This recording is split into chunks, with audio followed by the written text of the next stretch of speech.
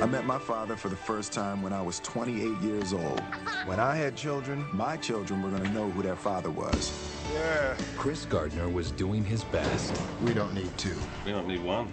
Maybe next quarter. It's possible. But his best Wait! wasn't enough. Man, I got two questions for you. What do you do, and how do you do it? I'm a stockbroker. Stockbroker. Oh. Hey, I'm gonna let you hang on to my car for the weekend, but I need it back for Monday. Feed the meter. I need the rent. I can't wait anymore. I need you out of here in the morning. You gotta trust me, all right? I trust you. Because I'm getting a better job. Let me see if I can find you an application for our internship. Did Mom leave because of me? Mom left because of Mom, and you didn't have anything to do with that. There's no salary. No. I was not aware of that. My circumstances have changed some. Dad, where are we going? I don't know. Last year, we had an intern score of 90% on the written exam. He wasn't chosen. It's not a simple pass-fail. You're not quitting on the shed, are you? Don't ever let somebody tell you you can't do something. Not even me. All right? All right. Jay says you're pretty determined.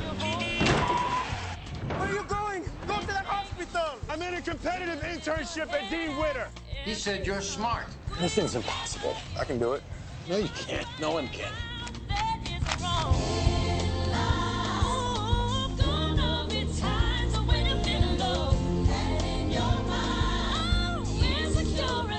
You're a good papa.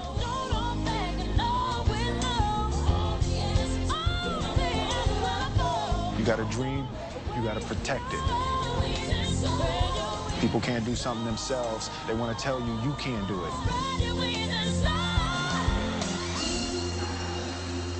You want something, go get it. Period.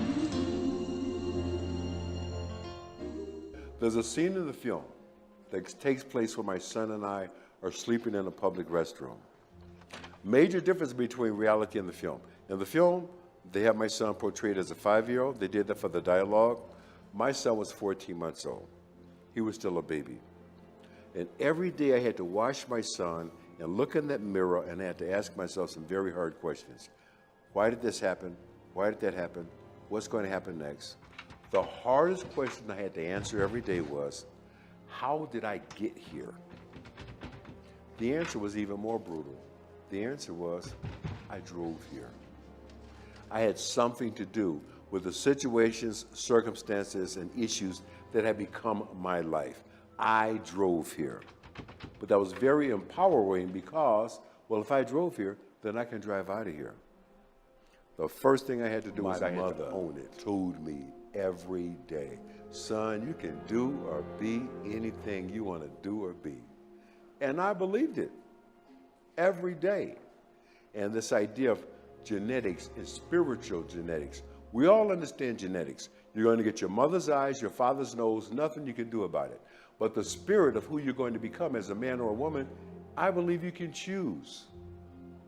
I saw the light in my mother and in others with whom I did not share a single drop of blood.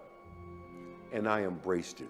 Because, first of all, let's talk about why I spell happiness with a Y.